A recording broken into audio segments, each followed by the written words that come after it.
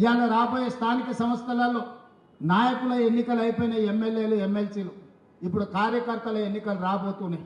కార్యకర్తల ఎన్నికల్లో ఎవరైతే కష్టపడతారో, కార్యకర్తలను కష్టపడి ఎవరైతే గెలిపించుకుంటారో వాళ్ళు తిరిగి నాయకులుగా రాష్ట్ర స్థాయికి ఎదుగుతారు. అందుకే ఈరోజు పార్టీ నిర్మాణంలో భాగస్వాములు కావాలి. స్థానిక సంస్థల ఎన్నికల్లో పార్టీ కార్యకర్తలను గెలిపించుకోవాలి. అప్పుడే పార్టీ బలోపేతం అవుతుంది. పార్టీ బలోపేతం అయితే రెండవసారి కాంగ్రెస్ పార్టీ తిరిగి అధికారంలోకి వస్తుంది. రెండవసారి అధికారంలోకి రావడం మీ చేతుల్లోనే ఉంది. ఇవాళ ఈ వేదిక మీద నుంచి నేను ఒక్క మాట చెప్పదలుచుకున్న మిత్రులందరికీ, 94 నుంచి 2004 వరకు 2 సార్లు తెలుగుదేశం పార్టీ ఆనాడు అధికారంలో ఉన్నది. 2004 నుంచి 2014 వరకు ఆనాడు కాంగ్రెస్ పార్టీ 2 సార్లు అధికారంలో ఉన్నది.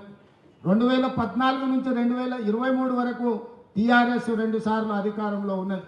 2023 నుంచి 2033 వరకు 10 సంవత్సరాలు కాంగ్రెస్ పార్టీ తప్పకుండా అధికారంలో ఉంటుంది.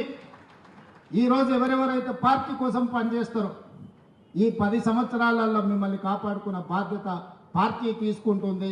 మీనాక్షి నటరాజన్ గారు తీసుకుంటారు. ఈరోజు పార్టీ